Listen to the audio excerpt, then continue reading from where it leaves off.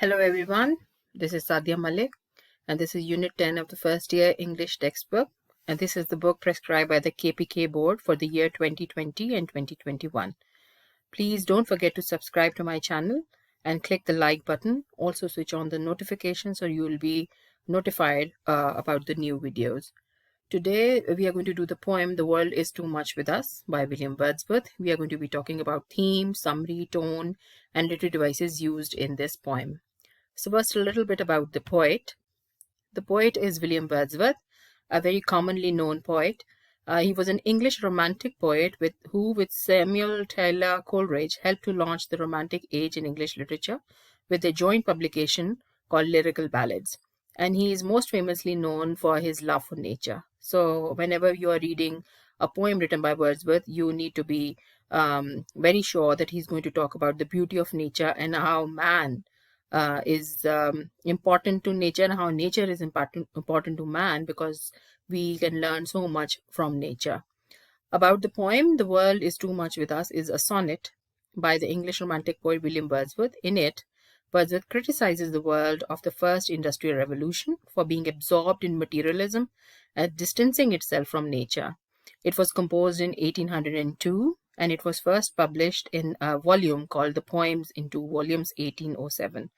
So you need to understand the background a little bit, that this was written in a background where the first industrial revolution was being started and a lot of people were moving from the villages to the cities, and there were factories being set up and there were industries being set up, and that somehow changed the lifestyle of England of that time. And Wordsworth was not very happy about it because he realized that somehow this lifestyle was very materialistic, and somehow the human beings were now neglecting nature and they were running after material pursuits in their lives.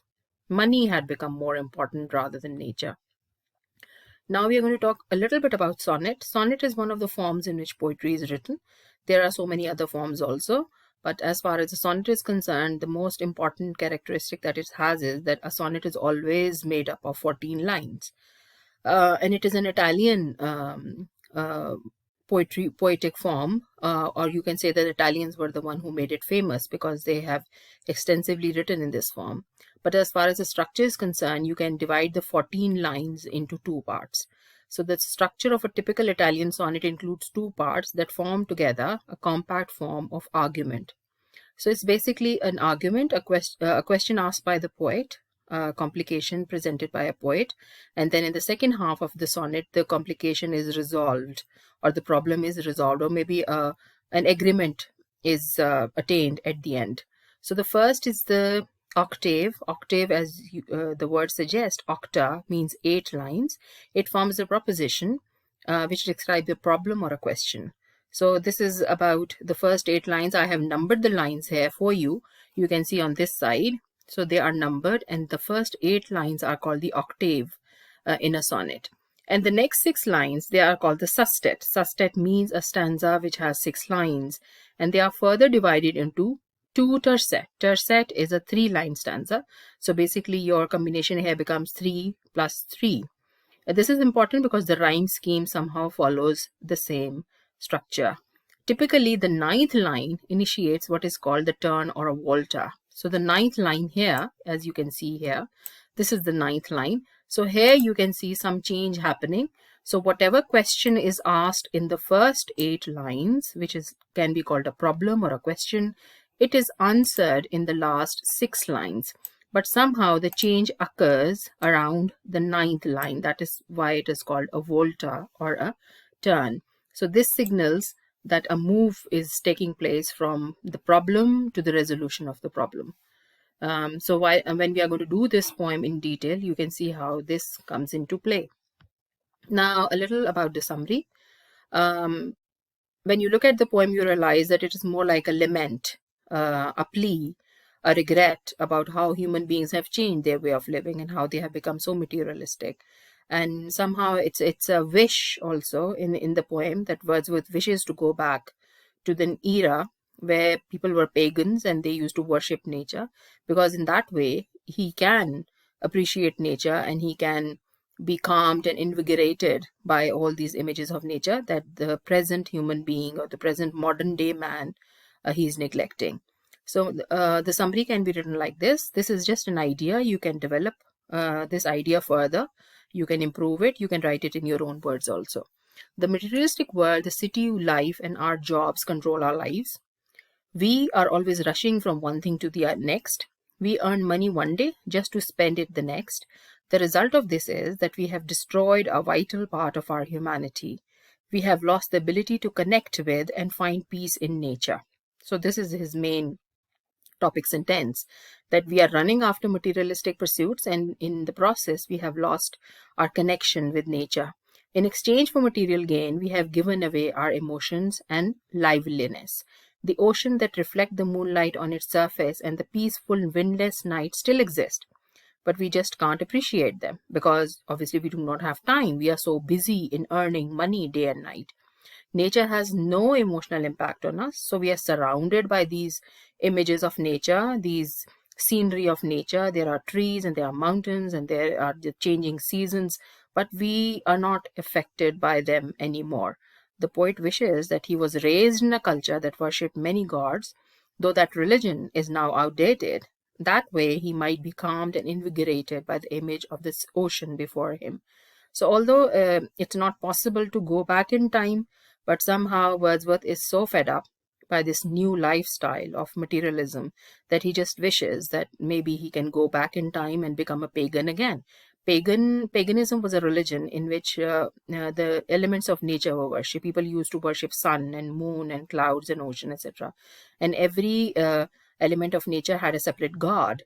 But that also showed that how much importance these people gave to different elements of nature. Now or maybe in Wordsworth time, people had stopped noticing how beautiful nature was and how impactful it could be on human mind and soul. So he just wishes that he can go back, although he knows that it is not possible, but still he wishes. Coming to the theme, which can also be called the main idea, the poet laments the withering, which is like a weakening or a disappearing connection between humankind and nature, blaming industrial society and modernization. So he believes that basically industrialization and modernization are the key reasons why people are moving away from nature. Modern man has replaced beauty of nature with material pursuits. So now we are running after money, we are running after material things, a bigger house, a bigger car, a better job, more money. So this is what has become important for us. Industrial revolution was given to mankind as a great gift, but the price that we are paying for it is too high. So he calls it a sordid boon. If you look at the poem, he calls it a sordid boon. Sordid boon means a gift which is more like a curse, which looks like a very nicely wrapped up gift, but when you open it up, you realize that it is not actually a gift, it is a curse. Same is with the Industrial Revolution, that on a surface it looks like a gift, something that has made our life very easy and very comfortable. But when you look deeply into it, you realize that we are paying a very high price for it. And one of the price that we are paying is the loss of connection with nature. We do not have time to appreciate nature. We have lost our soul. We do not connect with nature anymore. Nature and its spectacular scenes do not affect us anymore. So in one way, we have become blind and deaf to every natural thing around us. So we don't see the changing colors. We don't see the changing light. We do not know how a sunrise is different from a sunset. We do not know how the sound of a gushing river is different from a natural stream or a spring, and how the twittering of birds in the morning is different from the music that we listen to. So we have basically become blind and deaf to everything around us. Now there's a question about the tone, that what do you think is the tone about?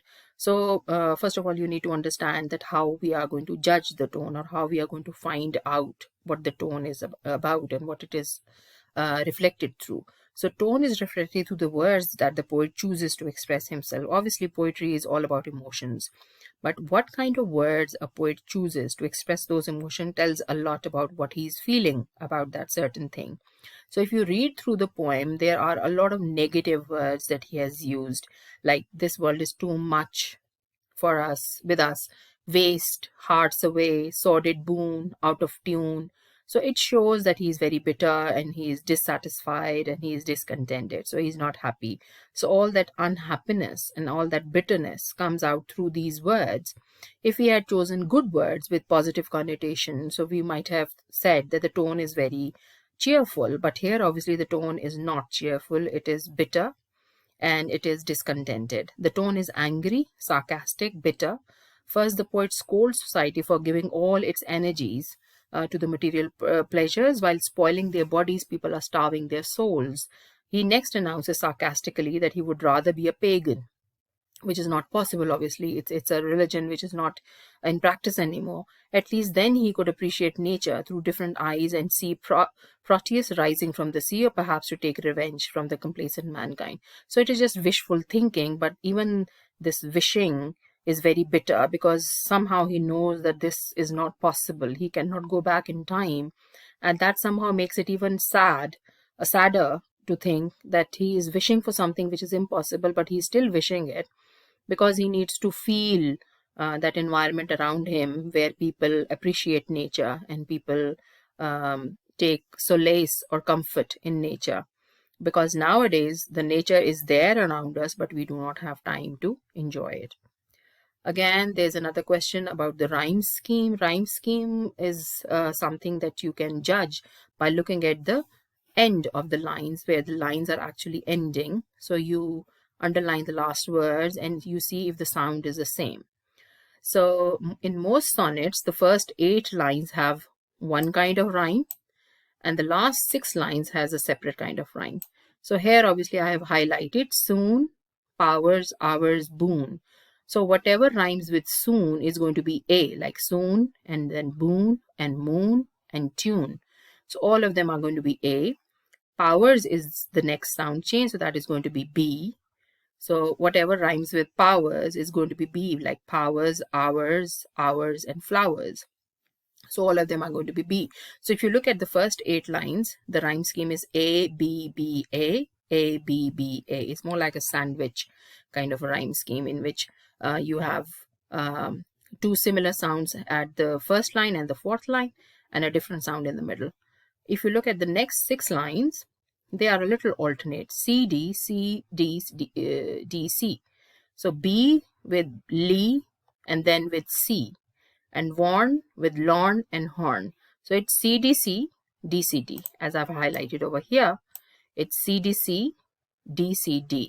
Or in easier form, you can say CD, CD, CD. So it's B, warn, Lee, lawn, C, horn. So it is quite a regular rhyme scheme as far as the sonnet is concerned. Sonnets usually have this kind of rhyme scheme. So in the next lecture, we are going to discuss the literary devices used in the poem in detail.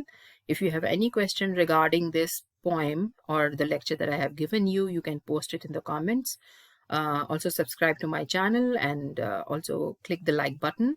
I'll be uploading the comprehension questions later also. And in the next lecture, I'm going to be talking about the literary devices used in this poem. Thank you so much.